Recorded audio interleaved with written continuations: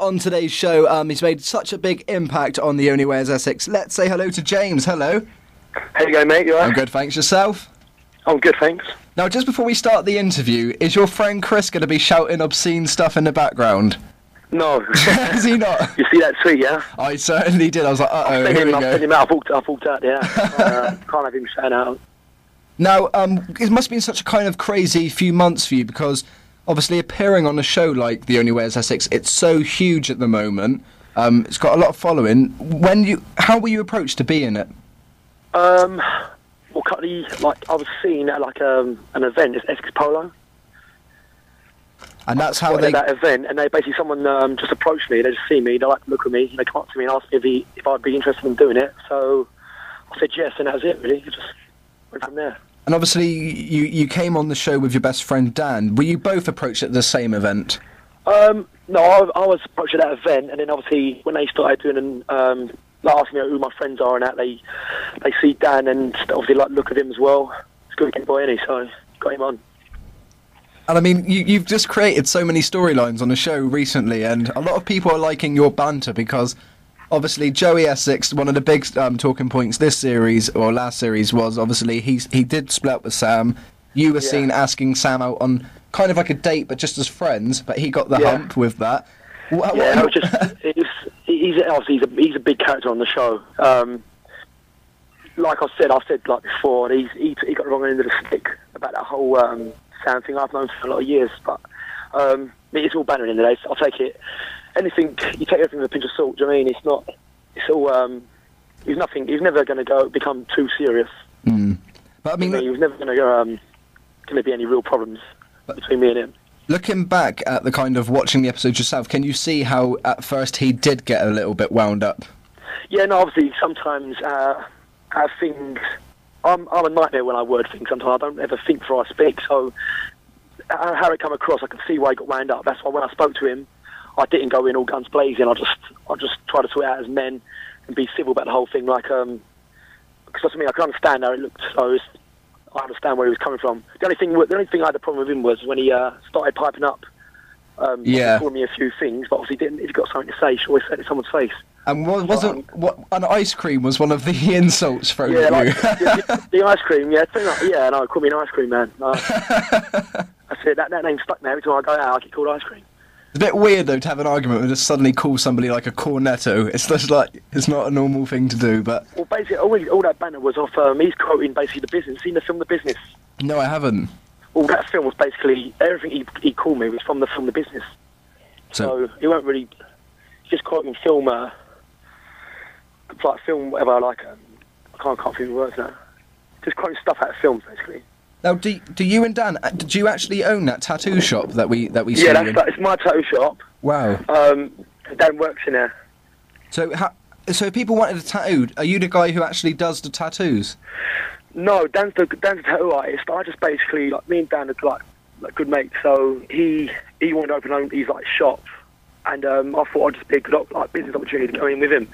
So I just went into business with him. I basically put the money up, and he works in the shop. That's it, really. I couldn't imagine. I'm not really a massive tattoo person. I haven't got no tattoos personally. Wow. So you haven't got none? Go on. You haven't got no tattoos at all? I haven't got no tattoos. No, I mean, everyone always asks me, and they find it weird. I've got a tattoo shop, but the only reason I've got that shop is obviously because one of my good friends is a tattooist. I just think it's a business venture. That's it, really. But it's so weird because obviously watching Dan, I couldn't imagine him working in a day job in the shop every day. So you could just go in and book in with him. Well, no, he's not at the minute. Obviously, before he was. Yeah. At the minute, he can't because obviously at the minute everything's a bit mental, got a bit. Like you said, now obviously going from being nobodies to being going on one of the biggest shows in the country, and now it's all gone mad. So at the minute, he's not. He's not in the shop a lot, to be honest. It's hard. If someone wants a tattoo done specifically by him, you have to book well in advance. And with you in a normal day, what do you kind of do? I guess you have a lot of publicity, a lot of interviews you do, and public appearances, stuff like that. At the minute, yeah. So at the minute we're doing a lot of PAs. It's gone a bit mad. Obviously the show's just finished, so we're doing a lot of. We get invited to a lot of parties. We just went to the ITV party the other day. Peter Fincham invited us to his house, and we like loaded the stars like Keith Lemon, like all Spice Girls, like a few of the Spice Girls are there and that. And wow. you get invited to stuff like that, which is obviously really good. It's surreal, like, obviously meeting them people.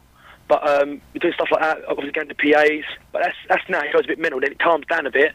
Then just before just before the beginning of the next series, it would like calmed, it would chilled right out, sort of thing. And will you be looking in the next series? Will you be kind of looking for a relationship? Because a lot of people now are getting in relationships. So is that something that we can kind of maybe see? Yeah, I think they do need to.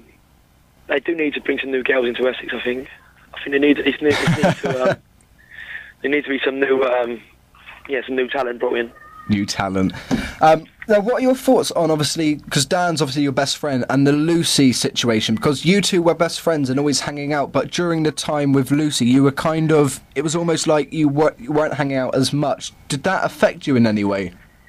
The only time it bothered me is, I don't know if you remember at the beginning of the series, we was in Marbella. Obviously, we went on holiday as mates. And when you go on a lad's holiday, you stay with your mates. Don't get me wrong. If you had a holiday romance or whatever, that's fine. But he sort of left me in a lurch the whole holiday, so I was out. It's just me and the other guy, Craig Eastman. He's out all the time. But it hasn't really affected me. Like I'm not. Jimmy, don't know. We ain't joined at the hip, but he can go and do his own thing.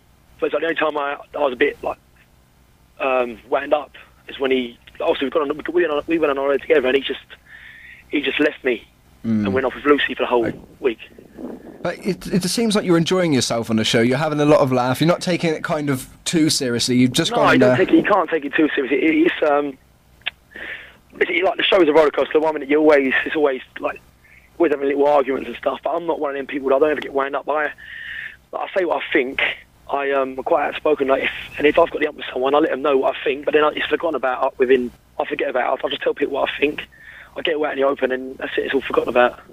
But what's it like now when you go out? When you just do little things like going shopping or going out for dinner? No, it's mad. It is so surreal. Like anywhere you go, you're getting spotted. Like even when the first series, like not the end of last series when we first come on, it was even then we got instantly recognised. It is so surreal. Like it does take like getting used to, but it's good. It's not a bad thing. It's a buzz. Like, it's a good thing. It's a good feeling to be recognised and people come up to you and obviously wanting pictures of you and stuff. It's a compliment, isn't it? So. But do you find it tough? Because obviously, from going to an everyday kind of day job to going in this massive celebrity limelight instantly, it must kind of be so mind-boggling. It's unreal. How do you cope with it?